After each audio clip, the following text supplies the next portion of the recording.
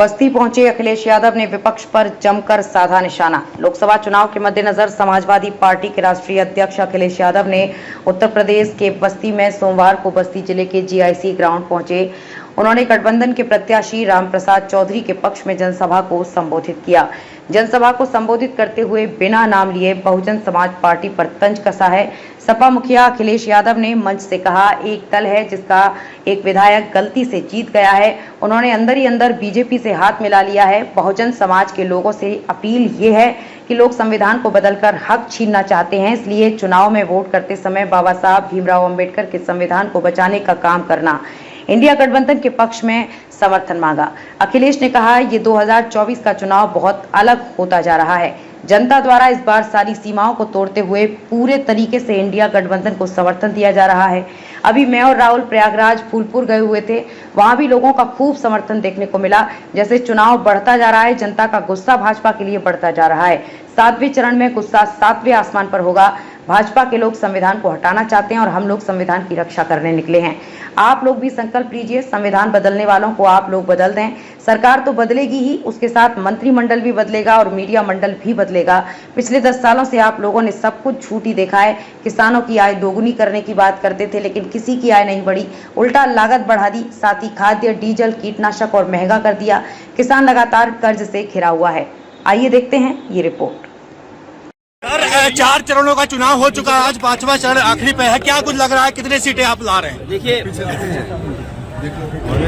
आपने बीजेपी के नेताओं की भाषण सुन लिया होगा। बंद करा दीजिए।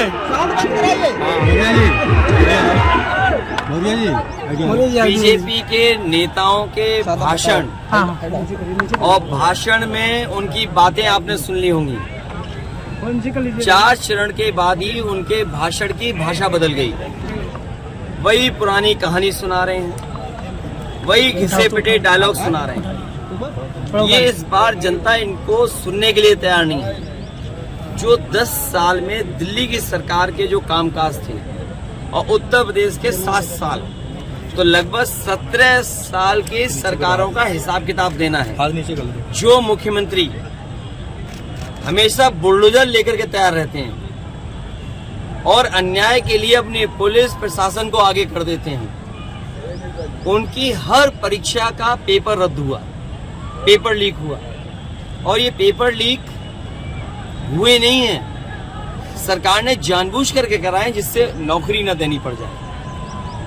नौजवान पूरी ईमानदारी से इनके खिलाफ खड़ा दिखाई दे रहा है और मैंने नौजवानों को हर सभा में कहा है कि आपके 10 साल नहीं खराब हुए हैं, आपका 1/3 जीवन इन्होंने खराब कर दिया। तो नीचे करके बना और जब आईडिया आएगी तभी न किसान की आय दोगुनी हुई, न महंगाई को रोक पाए, और इलेक्टोरल बॉन्ड से इन्होंने जो पैसे की वसूली की उससे तो इनकी भ्रष्टाचार की पोल खुल गई। जो लोग दूसरों पे आरोप लगाते थे भ्रष्टाचार का, बताओ इलेक्टोरल बॉन्ड से इनके भ्रष्टाचार की पोल खुल गई कि नहीं खुल गई।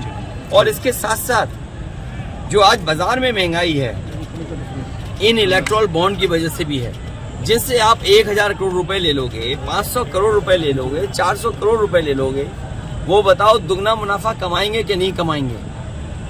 तो उत्तर प्रदेश के साथ जो भेदभाव हुआ है, बिजली का प्लांट लगाया समाजवादियों ने बगल में, क्या बिजली सस्ती हुई कि महंगी हो गई?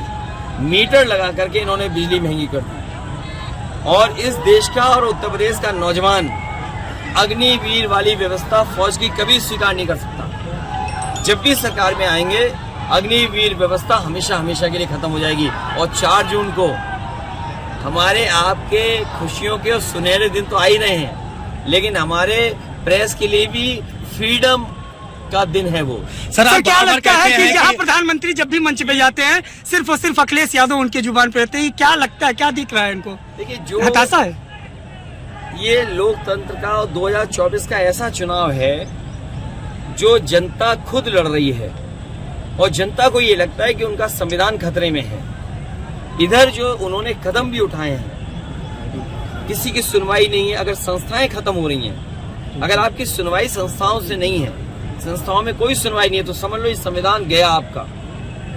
सर इनके केंद्रीय मंत्री है पुरुषोत्तम रूपाला, जिन्होंने छत्रियों पे सीधे सीधे प्रहार किया। उन्होंने कहा मुगलों का जो समय था उस समय में इनका रोटी बेटी का। तो ये सुना है कि यहाँ पे छत्रियों की ईवी सीवी वो ईडी और सीबीआई भी हो रही है। सर केंद्रीय सर सोचिए, ये हर एक के खिलाफ हैं। जब दूसरे लोग फिर ये अपने लोगों के भी खिलाफ हैं। ये बीजेपी के वो लोग हैं जो हर एक के खिलाफ हैं। ये तो चलो एक भाषा और व्यवहार रहा किसी एक व्यक्ति का। मैं खुद मंदिर में गया, वहाँ के पुजारी ने मना किया मत धो मंदिर। पुजारी मना कर रहे, पंडित जी उस मंदिर के मना कर रहे मत धो, लेकिन बीजेपी वालों ने बताओ मंदिर धोया। क्या इसीलिए आप अयोध्या नहीं जा रहे हैं? कैसे धोया मंदिर? अयोध्या इसीलिए नहीं जा रहे हैं? अयोध्या की मैं तस्वीर दिखा दूं, मैं तो उसके बगल से उड़ के आया हूँ। संजय सिंह का आधा अधूरा काम है। सर संजय सिंह का एक बयान है, जो भगवान, जो धर्म, जो शंकराचार्य, जब शंकराचार्य नहीं कर रहे हैं दर्शन, और मैंने तो ये कहा कि जब भगवान बुलाएंगे तो मैं जाऊंगा, और फिर अपने भगवान श्री राम तो ऐसे हैं, कब किसका बुलावा जाए किसी को नहीं पता।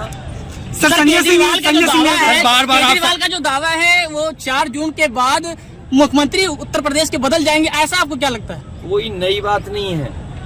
आप सोचिए, मध्य प्रदेश में जिन मुख्यमंत्री की वजह से सरकार उनकी बनी, उसी मुख्यमंत्री को हटा दिया, उसी मुख्यमंत्री को हटा दिया।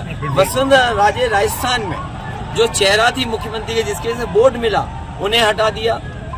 और इस आपको सोचना चाहिए, पुलिस विभाग के लोग भी खड़े हैं, अधिकारी खड़े हैं। ये पहली सरकार है जिसने अपना चीफ सेक्रेटरी नहीं अपॉइंट कर पाया।